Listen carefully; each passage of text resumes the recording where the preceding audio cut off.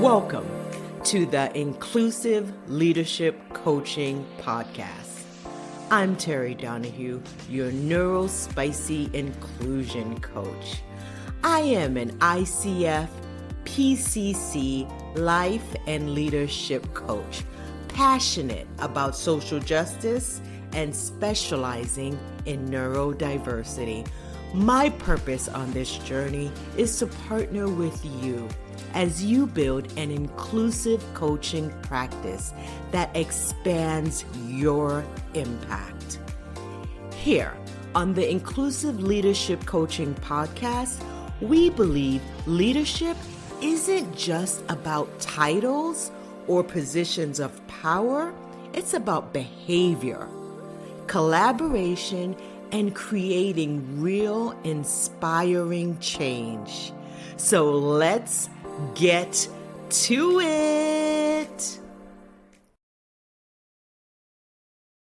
Hey, coaches. Today, I am so excited.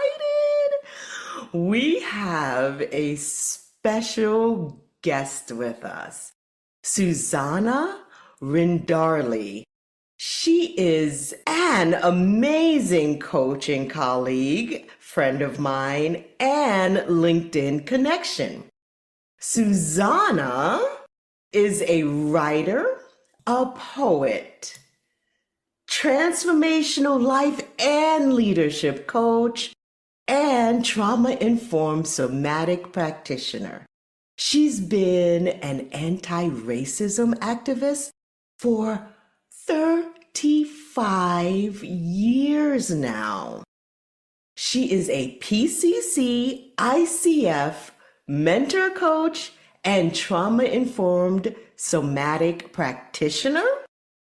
Her first career was in diversity, equity, and inclusion and leadership development. She spent 30 years garnering results for employers and clients across the United States and internationally in multiple industries as an internal subject matter expert.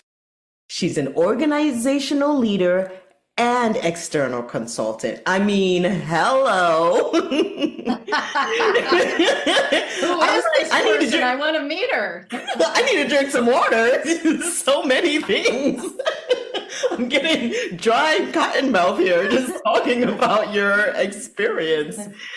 She also held a university position in Mexico. She was co-founder and first manager of DEI for a major medical center. She's a former principal consultant for Korn Ferry and a TEDx speaker. A lot of her articles appear in numerous professional and commercial publications, as well as peer-reviewed academic journals. I think originally when I met Susana, it was actually, I think it was through Neurodivergently Coaching a while ago, but mostly I see her showing up and being active on LinkedIn. I would see her post and they would move something in me because of her profoundly liberating honesty. It just feeds my soul. She is a woman of my own heart because of that honesty and integrity. And she's just another truth teller. I knew we had to meet, and once we did, I knew I wanted to bring her into this space with you leaders. I pretty much was like, girl, let's just do this podcast episode, okay? Let's just get it out of the way.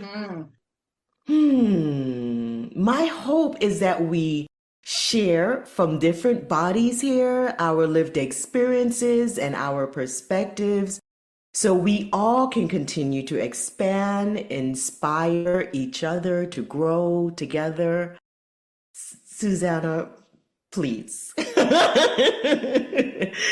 What did I forget? What did I leave Nothing. out? No man. I mean, wow. Yeah. Who is this person and how old is she? All that stuff. How do you identify if you don't mind sharing? Yeah. Oh, yeah, thanks. That's a great question. That's Mhm. especially relevant to this podcast and to, the topics that we might unpack today. And I think also it's important in terms of modeling because so many coaches are squeamish about even talking about identities or find themselves tripping over talking about identities. So I think it's important to name that, like most humans, I have both dominant and non-dominant, in other words, privileged and marginalized identities. Among my privileged dominant identities, I am white, although I have passed as a person of color for most of my adult life, which may not be apparent to most white people, but there's a lot of layers there. So white, cis het, so I'm cisgender, heterosexual. I grew up in a zip code that was solidly middle class and had access to food and green space. I'm an American. My first language is English. And those are some of my dominant identities. My marginalized or non-dominant identities include being neurodivergent, which Yay! includes being a trauma survivor who suffered childhood emotional neglect, high ACEs score. I am also gifted and a highly sensitive person, or an HSP. I'm female. I am a first generation professional woman with higher education on both sides of my bloodline. As such, I'm a class migrant. And yeah, I think those are some of most of the major identities. Awesome. Thank you so much for showing up and already disclosing so much about yourself. Because you know how we like to do it here. We like to drill it on down and get even more personal. So, yeah, your Here for identity, it. yeah, your identity and lived experience so different than mine, but likely shared by many of the listeners out there. And that was one of the reasons I wanted to bring you in to have that as an inspiration to the coaches that might feel more familiar with you and how you grew up in your story and how you're showing up in this space. So I don't know if some of you know this about me, but I was the Diversity, Equity, and Inclusion Board Director at the International Coaching Federation a couple of years ago. So right when the ICF Global started embedding DEI into our systems, at that time, I discovered that some of the coaches didn't know the difference between equality and equity and how common that was and still is.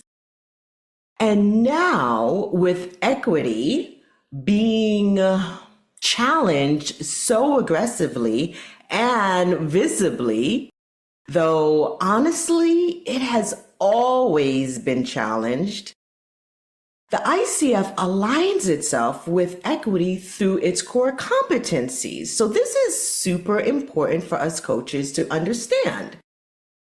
So that experience really gave me pause. Based on that, I am not sure everyone fully understood what that means.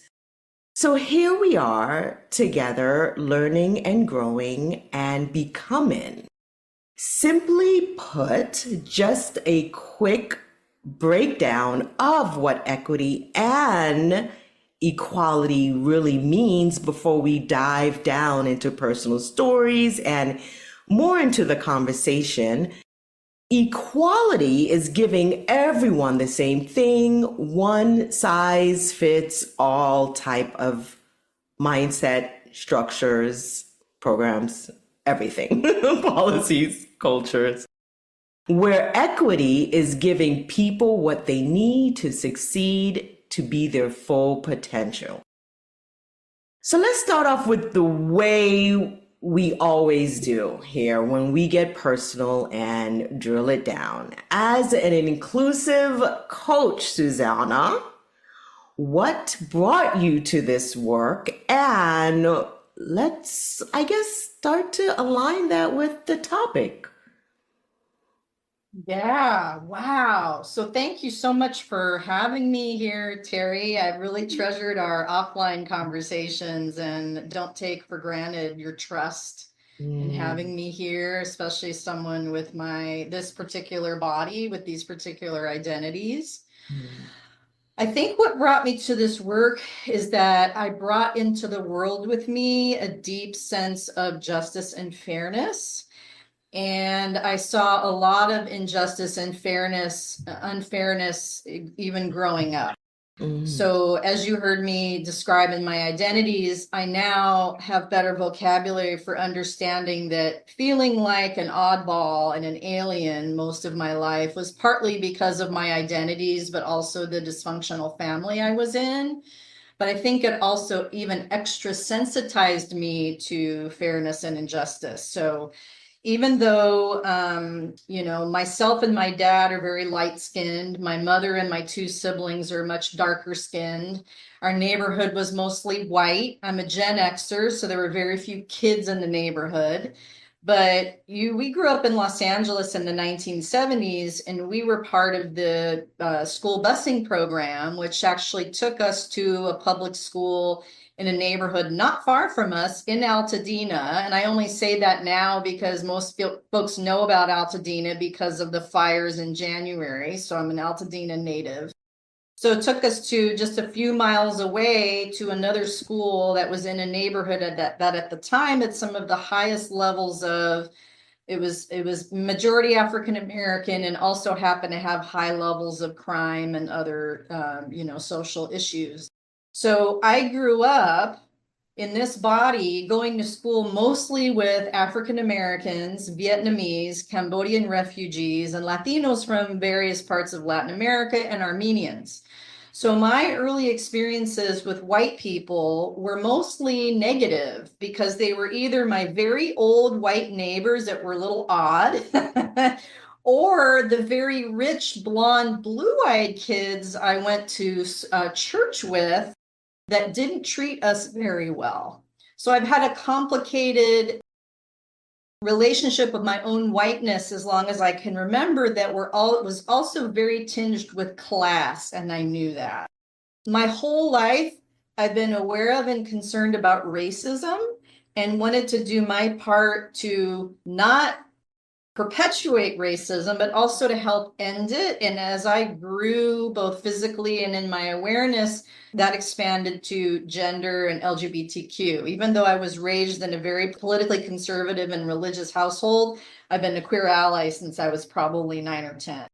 I think what brought me to this work was just my lived experience and those around me and what it was like being in my body and being around the people that were around me growing up and through adolescence and well into college.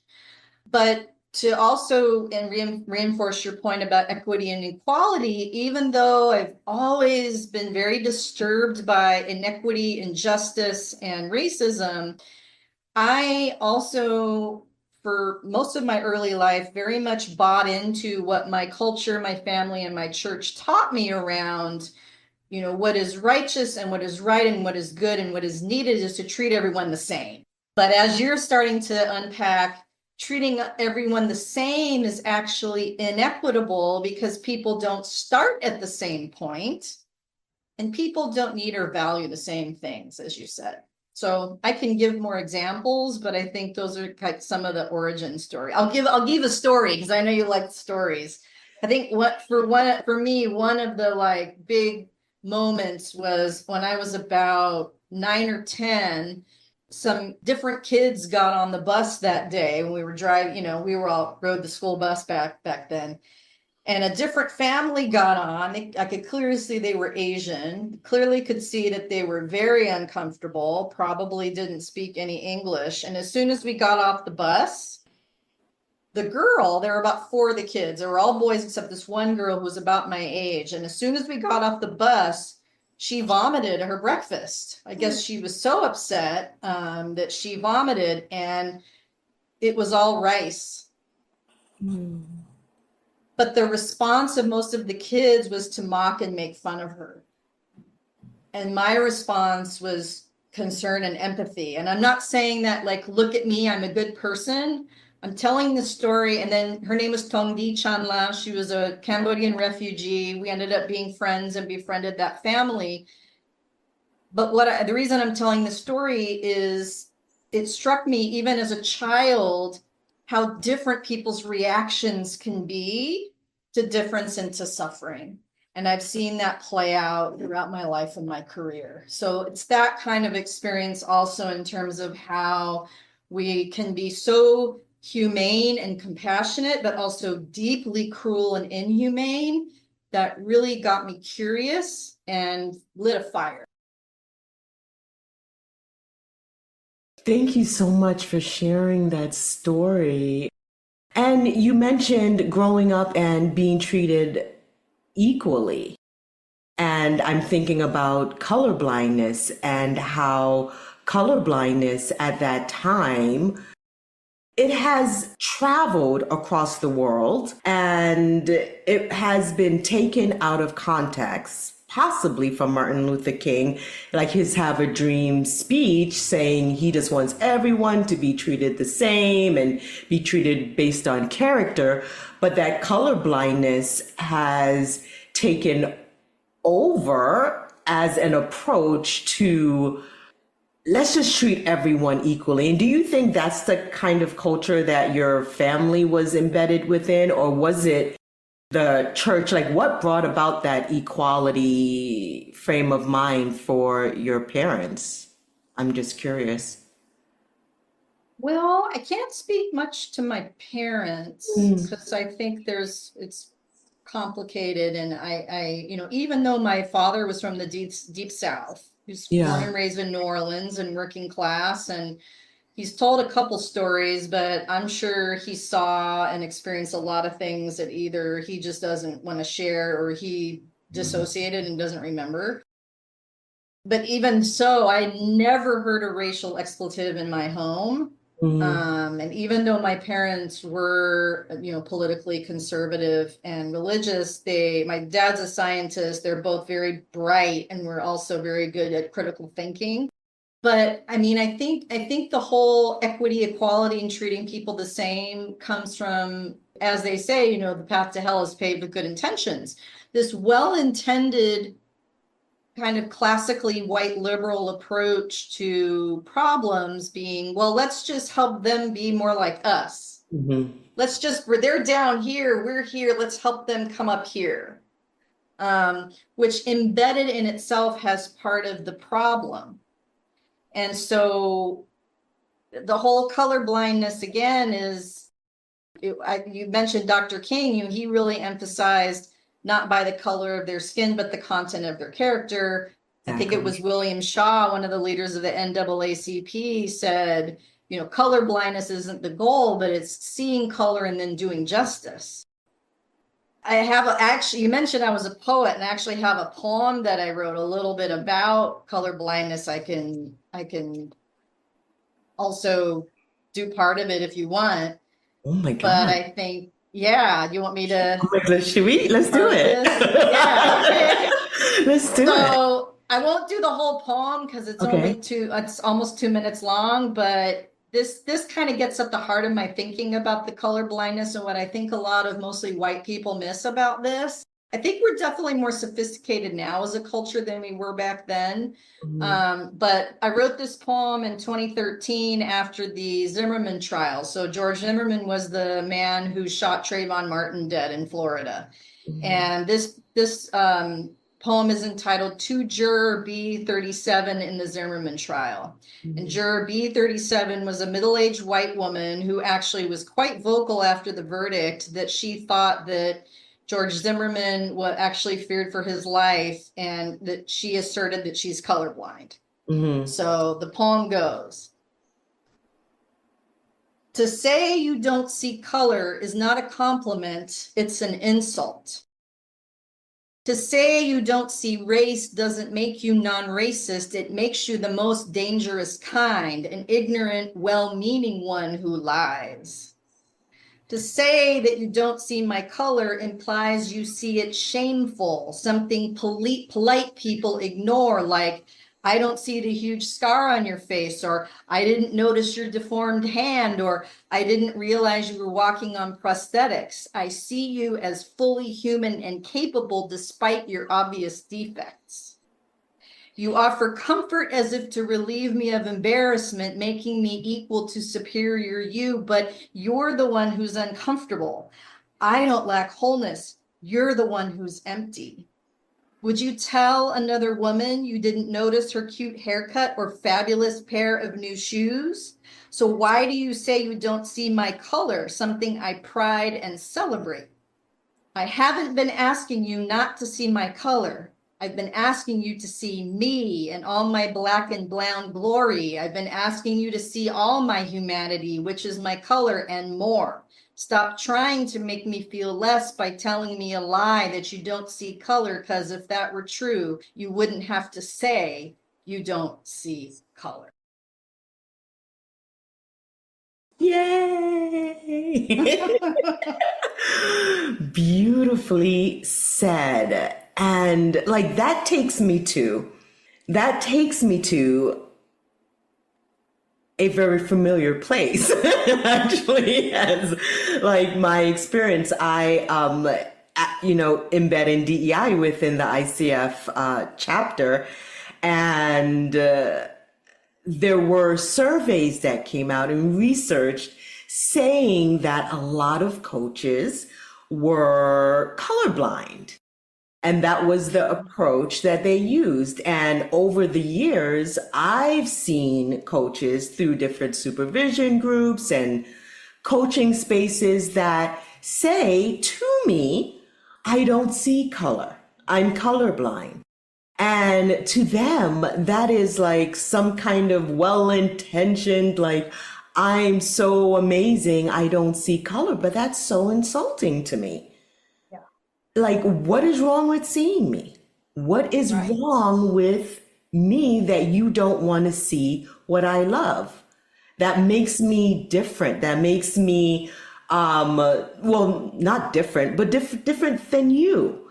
That makes me special, makes me beautiful. And that is why we're doing this episode, because equality, trying to make everyone like you or one size fitting all, it just doesn't work. It doesn't work and it doesn't make sense.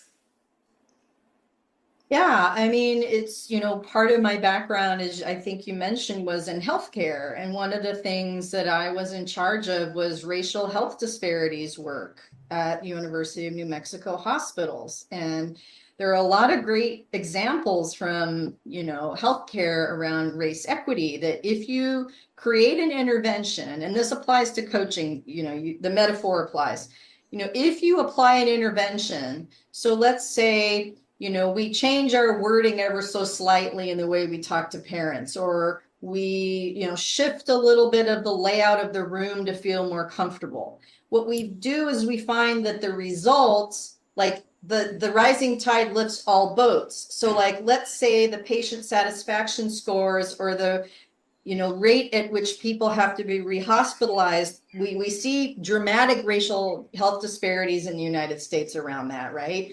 You do an intervention kind of across the board, to use your example, you see the results go up for everyone, but the inequities stay the same.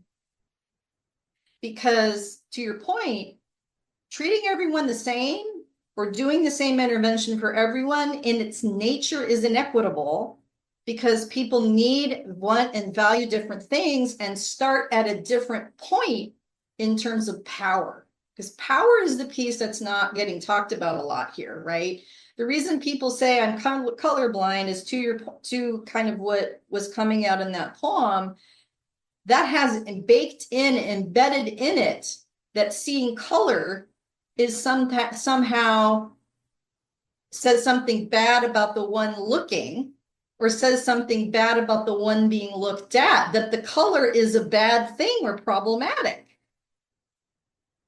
So it reinforces that very idea. So coaches who will say, oh, I treat all my clients the same. As a mentor coach, I say, hold on, then actually you're being inequitable. Because coaches are coming into our sessions with differing levels of trauma load in their bodies, differing levels of experience of being treated particular ways because of the bodies they're in. And when I say particular ways, I mean negative as well as positive. So as a white male or as a white person, constantly being listened to, looked at as the authority, not questioning their presence. I had several examples as a corporate consultant where I walked right past security into security buildings just because I was in this body and in a suit. Right? You have these experiences over and over, right? These micro affirmations, these microaggressions. So when that client comes into that coaching session, they're going to have a different nervous system. They're going to have a different set of experiences, a different lens, different needs, and different goals. And so part of our job as coaches, in my opinion, which aligns with the coaching competencies to your point, is to serve the client where they're at and become more comfortable, more fluent, and more familiar in ourselves with doing that, being curious about that, asking about that, and working with that. Yes, yes. And having those courageous conversations, if that is what you call courageous. I think in certain families, it's an everyday conversation because it has to be. But in certain bubbles, that conversation doesn't happen often. So maybe it might be a little uncomfortable. And you're so passionate about neutrality. And I think that is also a post that I saw on your page that got me like, oh, that's it. I really need to talk to her about the neutrality because in certain spaces, that neutrality can be so frustrating for people that don't have that option to stay quiet. Do you want to speak about that when it comes to? I can speak about that, but do you want to say more about that? Because your listeners might not know what you mean by that. You can't afford to not be neutral. I don't want to call you out, but do you Oh want to yeah, add no color to problem. that No, before I thank you speak for to it? that. Thank you. Yeah, thanks for identifying it. Yeah, I guess in this body, with who I am as a Black woman, Black neurodivergent woman, I don't know what neutrality is actually. I don't know what that experience would be like to not speak up or, I practice right now sustainable productivity where I am taking care of myself, my body in a climate and environments where I'm not included. Me not speaking up or not saying anything isn't neutrality. It is more self-care, boundaries, protecting my energy. But I don't know if neutrality exists in my experience because I am a part of what the environment is trying to shrink or I experience so much hate. It is incredible how much hate I experience. And so I don't get to be neutral. I don't get to not say anything or be quiet or afraid because I know what so many people are going through on a daily basis because I'm going through it. Yeah. And I know what it is. And a lot of people that might identify like me, they're just internalizing it if they don't understand or have the language to identify it, if that all makes sense. Ooh, yeah, there's so much there. Yeah. So what comes to me, first of all, I really appreciate you didn't use this word, but what I hear you describing, you're really naming the experience of being in your body and the experience and the consequences for your body. And the idea of neutrality is disembodied. I can't think of a single element or force in the natural world, because one of my lenses is ecocentric, that is neutral. And neutrality is a myth that's created by patriarchy, by white supremacy. It's something that's created that's completely disembodied. It is disconnected from the experience of being in this body, which we all are having, from being in an ecosystem, from being in a human ecosystem and human culture. I don't have the option, people will say, and I teach university students organizational behavior, and we have a unit on politics and power. And one of the things I tell them is, a lot of people say they're not political. What they're actually responding to is nasty political behaviors, but there is no such thing as a person that is apolitical, because politics is simply about allocation of resources, including power. And that's happening all the time. And we participate in that, whether we like it or not, organizationally, societally, in your family, it's happening all the time.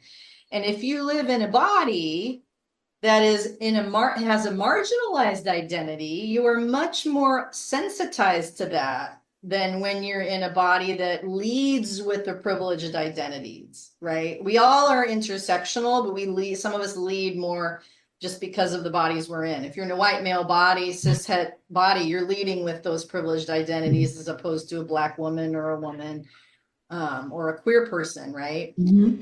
So just walking around the world is not a neutral experience, as you said. And so I think the post that you were talking about was, I quoted it as Elie Wiesel, I think, Holocaust survivor, professor, philosopher, saying, I'm going to butcher his quote, but it's like, there is no such thing as neutrality. Neutrality supports the oppressor. Because neutrality feeds into this disembodied idea that somehow we're all the same, or we are these disembodied entities that can kind of cut ourselves off from all these different realities we're embedded in, which is not right. Which reminds me of another meme that I saw today, which is related, from Hannah Arendt, who is another figure in the Holocaust, and she's written a lot about good and evil. And, I'm speaking from Los Angeles, where we have things going on right now, when this is being recorded. And she said, the sad truth is that most evil is done by people who never make up their minds to be good or evil. And so when professionals and leaders and coaches claim neutrality, I think there's almost always a side to be taken.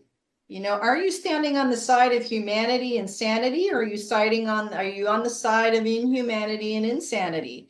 Are you on the side of, right? Like, we like to think that we can be on all sides, and a lot of times we can go for those win-win-win solutions. Absolutely. But there are a lot of times when you've got to make a choice and see where you stand. And when I started speaking out against some of the actions of my current president in the United States on my business page, I got some pushback for not being neutral. But the truth is that the word neutral does not appear anywhere in the ICF competencies, the vision or mission. Boom. Okay. But equity does.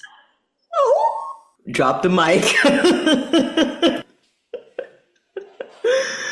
So neutrality in terms of, do we have a solid coaching presence?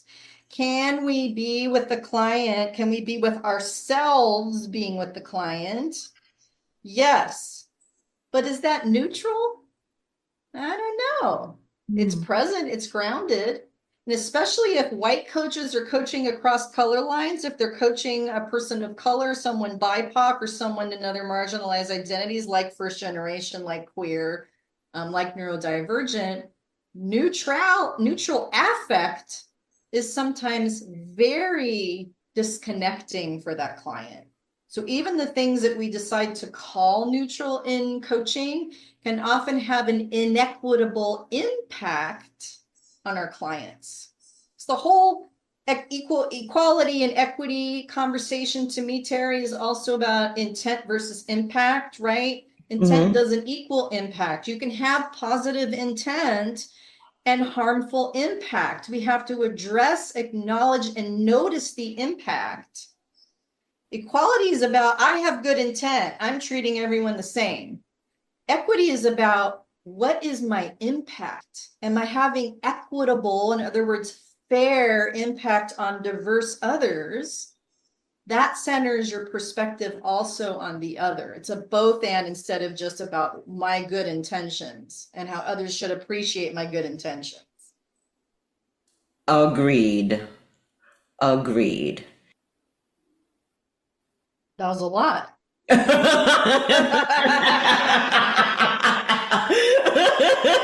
I'm like, where am I gonna go with this? Agreed.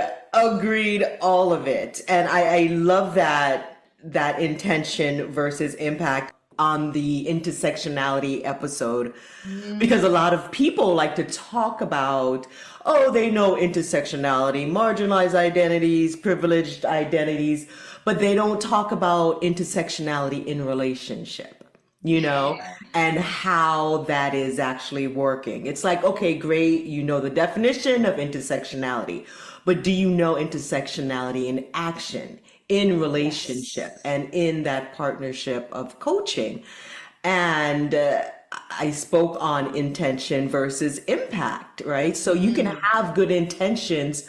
Oh, yeah, I get that. But it's all about that intersectional lens that leads you straight to equity. Being equitable and saying, okay, so this is how my identity, my privileged identity might have impacted someone else that has more marginalized identities than mine, and really looking in it through that lens.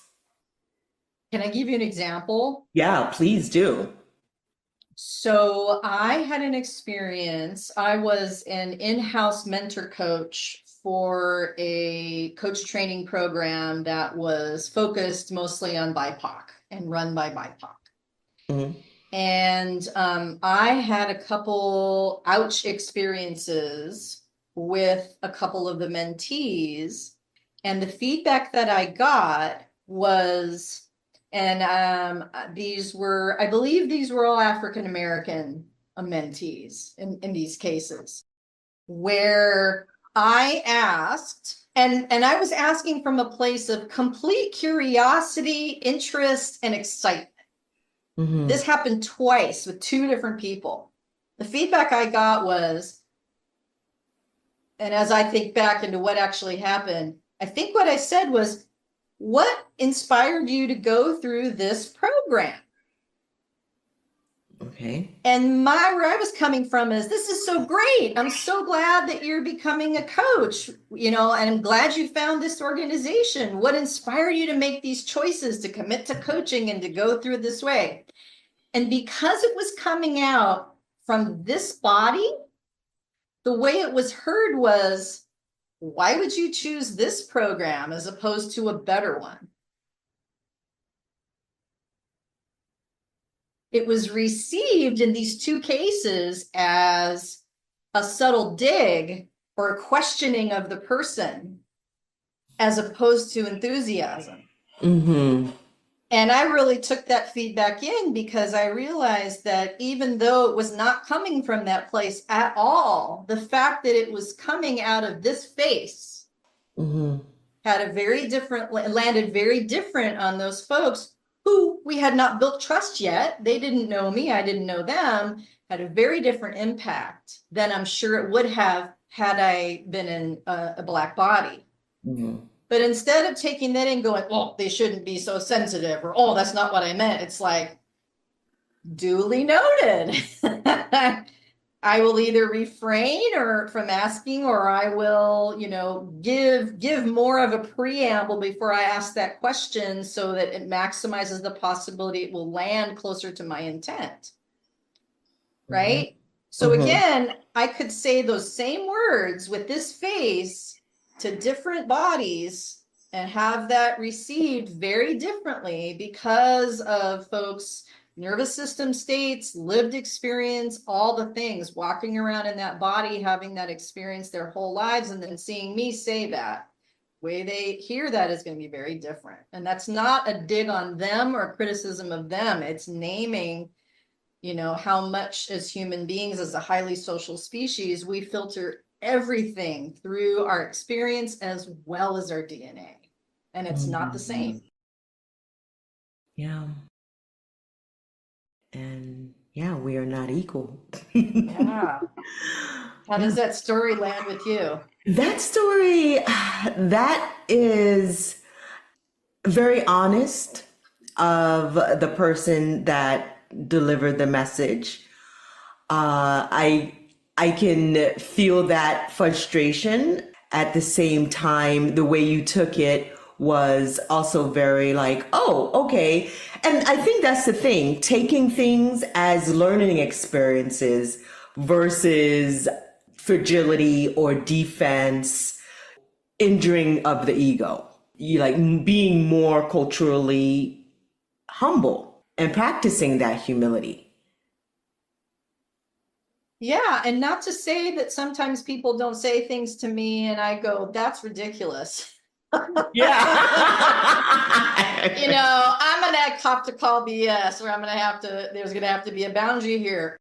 And also, Yeah. even as a person who's been steeped in this work personally, academically, and professionally for decades, I still learn stuff and I still step on toes and I still have ouchy moments.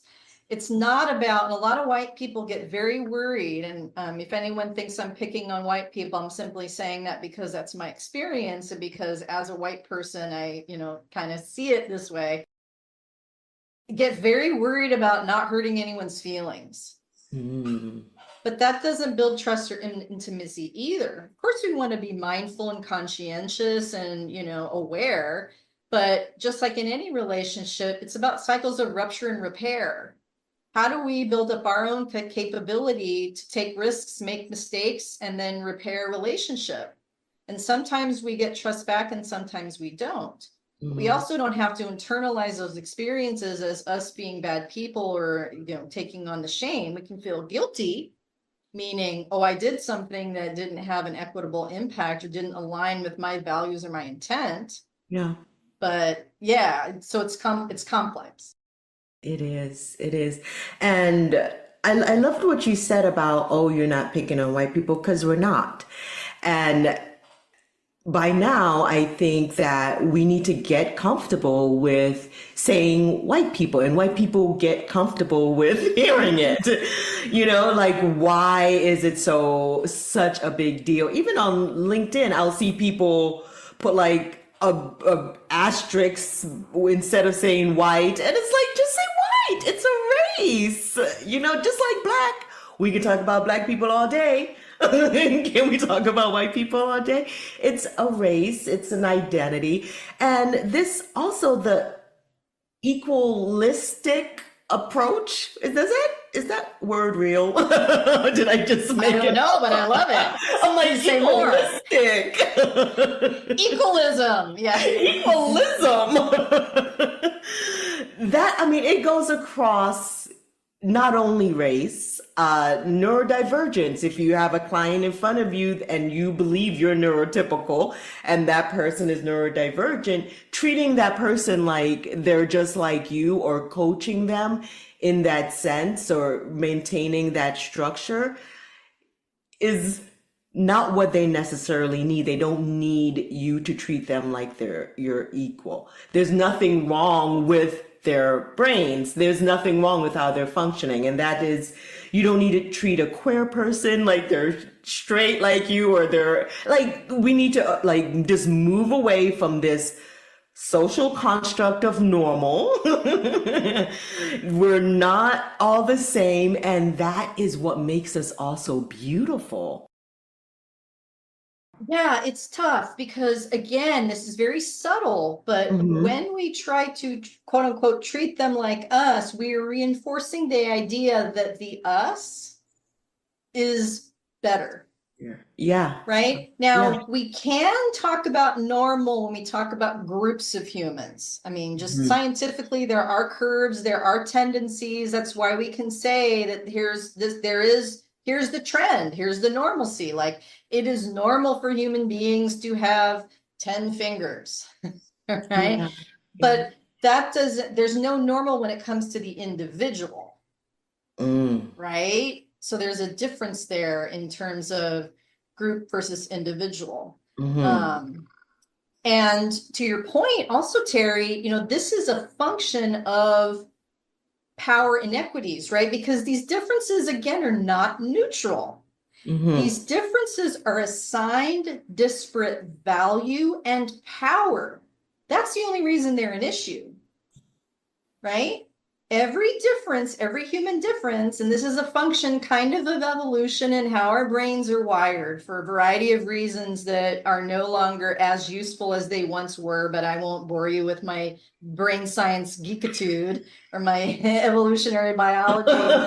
But there's a lot of hardwired reasons why our brains do these, so we can kind of unhook from the shame around the fact that we do this and get curious about how we can disrupt when we see it happening, where whenever we identify a difference, we assign disparate value and power, right? So it's not just that you're Black and I'm white, it's that your Blackness has meant that you have not had the same access to life and livelihood and liberty as I have for hundreds, if not thousands of years, and still today. The fact that someone is neurotypical as opposed to neurodivergent means that neurotypical gets to navigate the world with a world that is made for them that they don't have to think about. It's sort of like right hand, left hand, right? If you have, one of my besties is left-handed, man, that's an education. They have to think about like how to use scissors and how to open doors and where to sit when they are going to eat and et cetera, because the world is designed for right-handers. It's not because someone sat in a boardroom somewhere and was like, let's exclude the lefties. And I don't want to bypass the fact that there are people that very much feel that way when it comes to people of color, women, and queer. We do have people that have that attitude, that nasty negative attitude, but a lot of it is also just the world is oriented towards what the majority are. So if you're neurodivergent in a neurotypical world, the people in the dominant identities, neurotypical, male, cishet, white, etc. Again, numerically, white is not the majority, but power majority. When the world is made for us, we are literally blinded. We are blinded to the advantage and the privilege that we have and the ways that things are set up for us, which is what makes it harder for us to adjust and be equitable, because we're not fluent in those differences, because we have been also disadvantaged by this power over paradigm and taught to not have to think about it. So it's got fragility baked in. We're not taught as white people how to what it's like walking around in a body where people fear you or mistrust you all the time or think you're less intelligent all the time. We never had to develop that fluency. We never had to learn to code switch.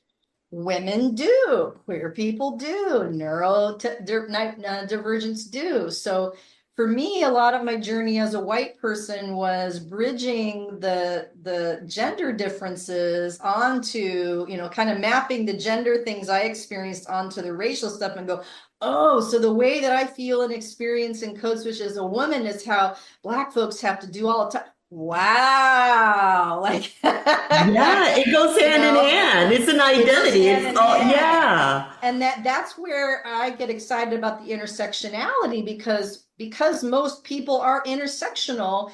Even if you are a white male cis het, maybe you're a class migrant.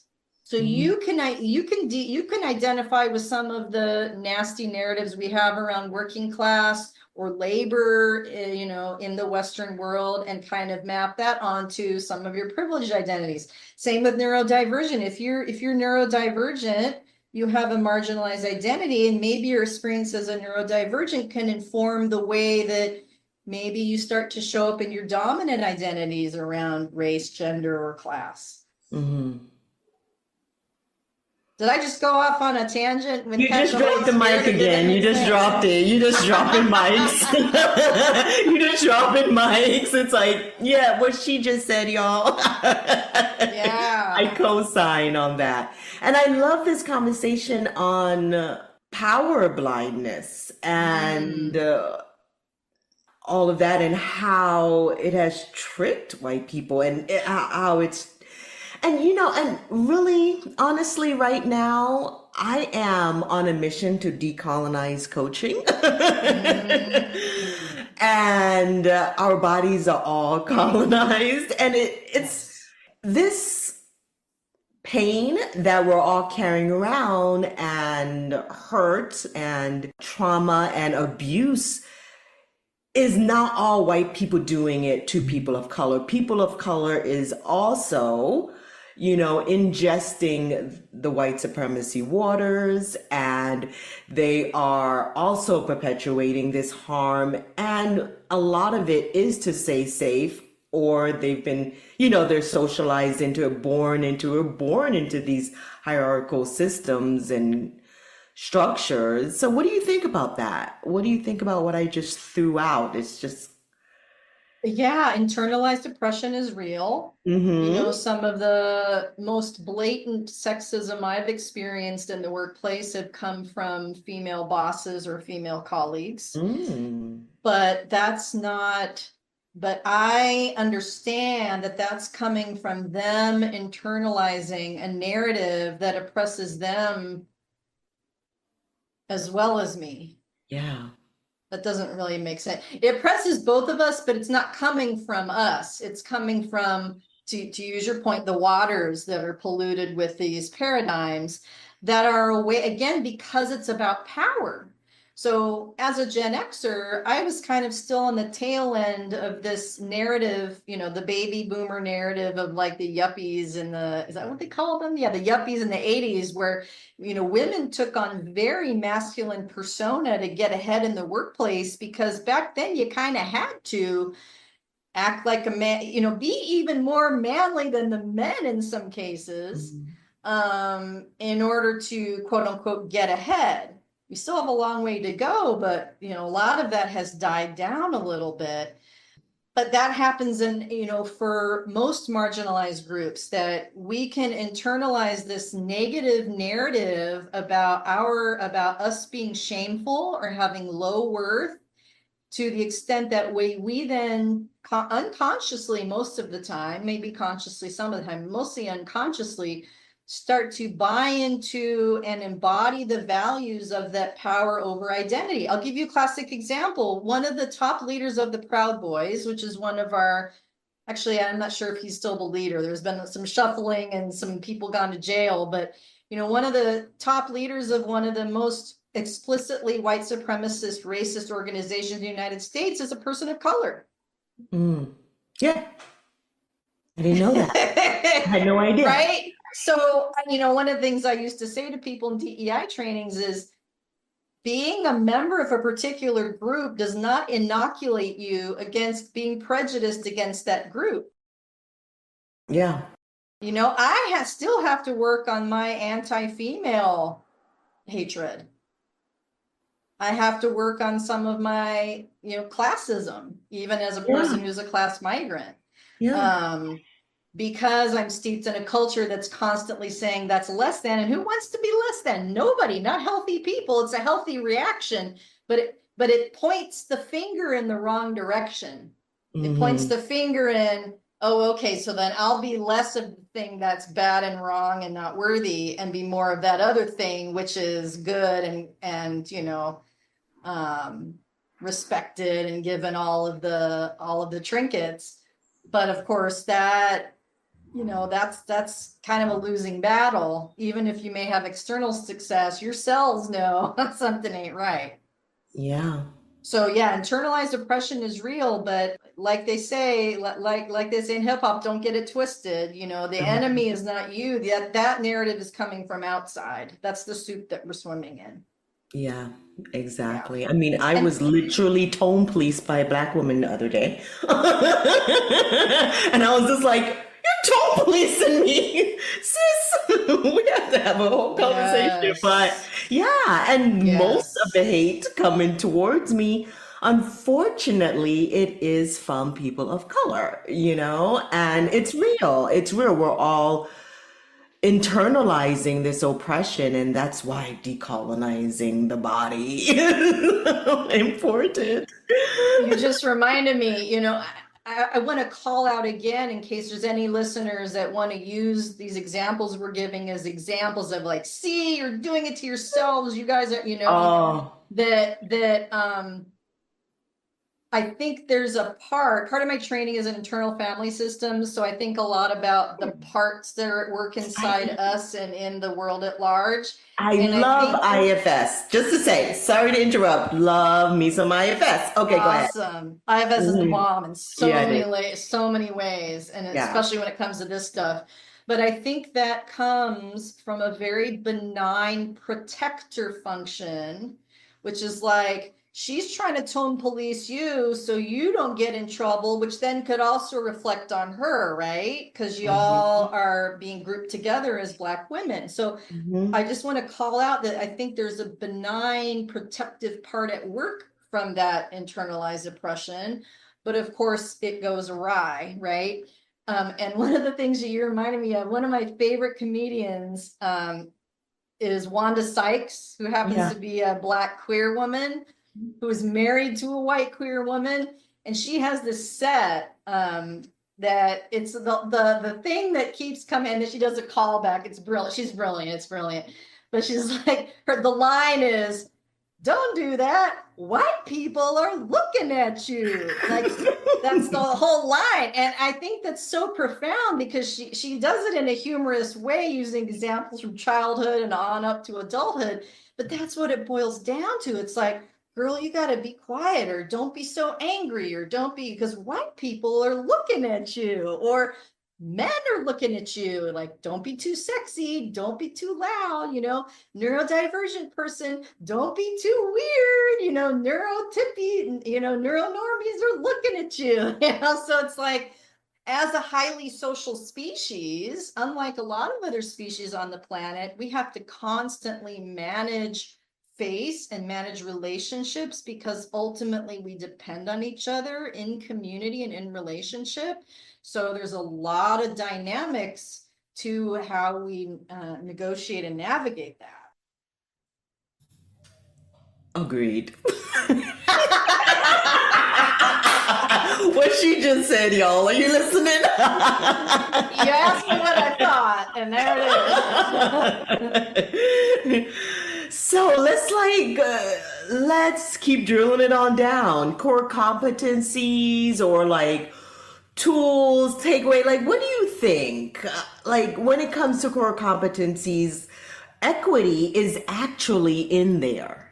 Equity is Equity a is in part there. of the core competencies. Yes. And I don't remember which ones, honestly. Maintaining It's in the code of ethics. I think it's in, I actually looked not long ago, so don't quote me, but it's in maybe one competency, but also in the core, in the code of ethics, the new one that just came out, and then in the vision, I think. So it's in a few different places. Okay. Yeah.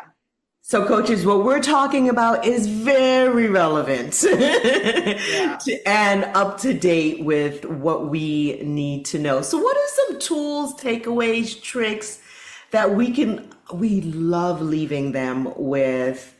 I don't know, something that they can do, or how can they be more equitable within their coaching practices Mm. or their Mm. organizations, their community, whatever, because it is a way of being, is Yeah. to, yeah, support Yeah. differences.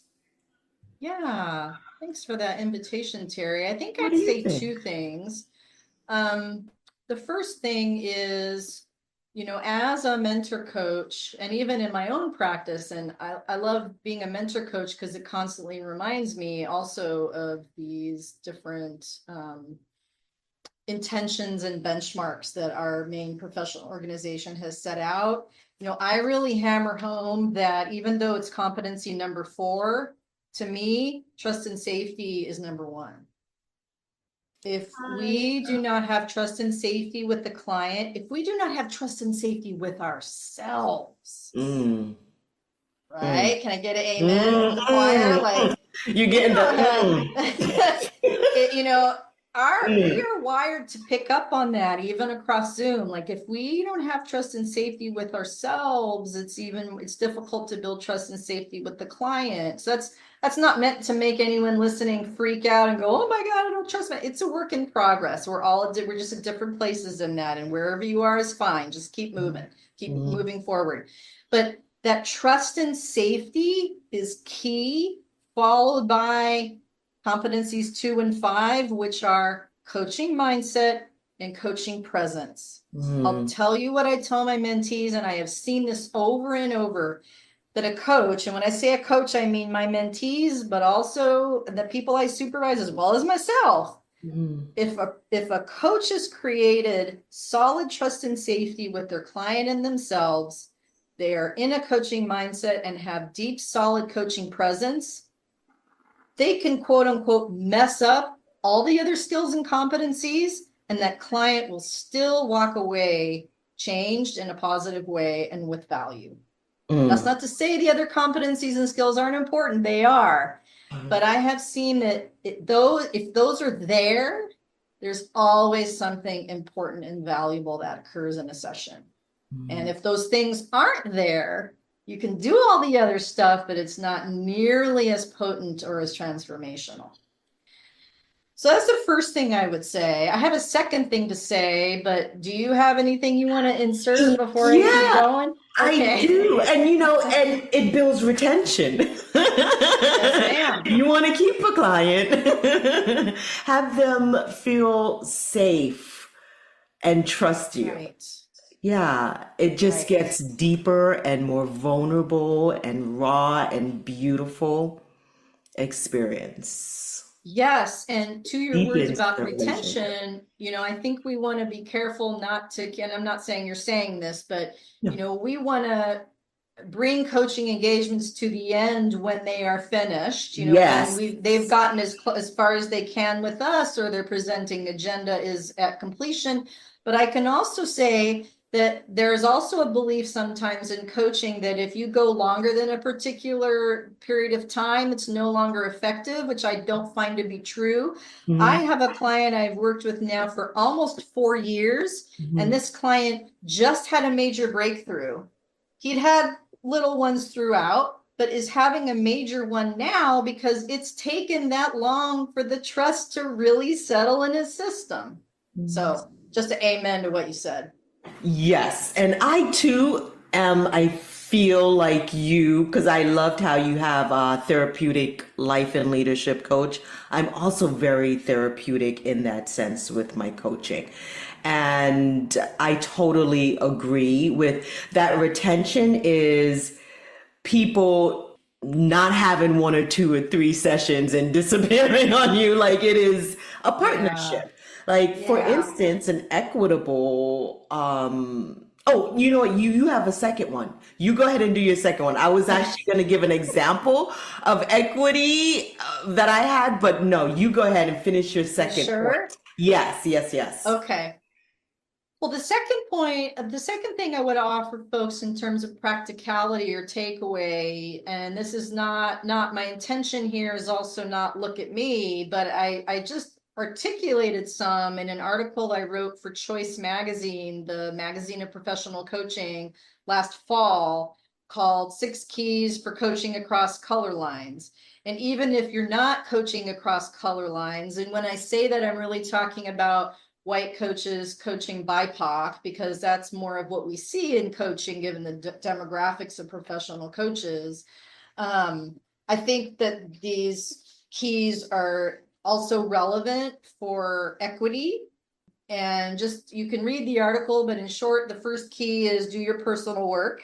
Second is gain fluency in the language, concepts, and history of race and power. The third is become trauma informed. The fourth is show emotions, which actually goes against some of those beliefs about neutrality that we touched on earlier. And Five is professionalism. And professionalism. Professionalism, which is Right. also not a neutral concept at all. What is that? What do you mean? What's professional? Your hair is unprofessional, Terri. Yeah, exactly. Right? Oh. This is unprofessional to have a facial piercing. Believe the client and validate their reality, which is number 5. So to your point earlier about the experiences that you have walking around in your body are very different from the experiences I have. And because I've never experienced or seen that doesn't mean it's not 100% real and happening. Mm-hmm. But then as a counterpoint, number 6, invite the client to check the data. So also inviting the client into some exploration around how much of their experience is reality, how much of it is a trauma response or a stress response, how much of it is both, how much of it is ambiguity that we don't really know. So engaging in sort of this more deeper self-awareness, and I realize that some of your listeners might be listening to my list going, oh my God, like any one of those keys, I need to invest years and thousands of dollars in. No, there are small ways that you can make a little bit of progress and take on one key at a time. I listed them in order. We got to do our personal work number 1. I see a real need for that in coaching, honestly. A lot of us have done our personal work. A lot of us have not done sufficient personal work, which gets in the way of us creating trust and safety with ourselves and our client, coaching mindset, and coaching presence. That's what I find. So do those feel, how practical do those feel for you in terms of being more equitable as a coach? How do those fit? I mean, for me, hearing that I'm who I am, it's almost a given. It's like, yeah, but I do understand that for some, it's like, oh, okay, it's a nice framework. It's a nice roadmap to getting people where the road they want to journey down. And I will post it in the show notes for whoever wants to read it. They can click on it and have it and take a look. I read it and I am sharing it all over because I feel like it's important for, coaches to know. Yeah. And what I was going to say about equity too is that I once had a client that I was doing this volunteer program and it said we were only partnering for a little while and it was a trauma-informed experience. And then as she was working on herself and healing, her neurodivergence was surfacing. And I did not let her go. She didn't want to go, and I made that decision that just because there's a rule or a structure doesn't mean it applies for everyone. So that's just another perspective on equity where it's like, yeah, I know what is considered professional or the rules, but for this individual, they need a different level of support that I'm willing to give, and they are asking for me to give it to them. And that was how I practiced at that time equity. Yeah. In that small way. That's a great example. Yeah, I got rid of offering coaching packages for the same reason. Yeah. That, for some people anyway, yes. Needs are different. Clients' needs are different. Meet them, have boundaries, have boundaries. You also get to, have a say in what happens in your coaching practice and meeting the client where they're at. Yeah. which changes. It's a moving target. It is. It is. Because life be lifing. Yes, ma'am, all the time. So as we wrap it up, I want you coaches out there that are listening. If you resonate with what Susana is saying, if you're like, it's a kindred spirit. She is my mentor coach. She's my supervisor. I am thinking about becoming a coach and I need to talk to her. Or you need coaching for your organization, for whatever it is, life, leadership, coaching. I want you to reach out to Susana. I am going to put her contact in the show notes. I am about that life that is like what is meant for someone else is meant for them. What is meant for me is meant for me. I am, again, decolonizing coaching. Yes. So this is me and my form of resistance right now. Disrupt that scarcity mentality and competition. I'm disrupting this. Yes. Exactly. Please reach out to her. Like, follow her on LinkedIn, y'all. She is very active. She has a YouTube channel. She's on Instagram, she was talking about earlier in the episode. What else, Susana? That's it. I just thanks again for your commitment, your energy, your curiosity, your friendship, your trust in having me on here. This was really fun. And yeah, Susana like iguana, not Susanna like banana. Find me on socials. I'm always looking for, great peeps as clients, collaborators, and co-conspirators. So yeah, happy to hear feedback as well, how this landed. And what people are gleaning and where they're at on their journey. Exactly. Contact her and contact me. And listen, do me a favor. If you loved this episode, leave a 5-star rating and a positive review. Let me know that Susana, like iguana, was the ticket. So we have drilled it on down today, and I know we are clear now on the difference between equality and equity. And we understand how essential it is in coaching. Please, coaches, just remember that inclusion does not start when you're sitting in front of your client. It is a way of being. It is a way of relating and seeing. I guess that's it. Boom! Shakalaka! And that is a wrap on this episode of the Inclusive Leadership Coaching Podcast. If something in today's conversation got you thinking, I would love to hear about it. Connect with me on LinkedIn or at terridonohue.com. And hey, if you're enjoying this podcast or you really want to support me, go ahead and subscribe, leave a review, and stick around. There's plenty more to come. Next time, we'll dive into even more exciting conversations.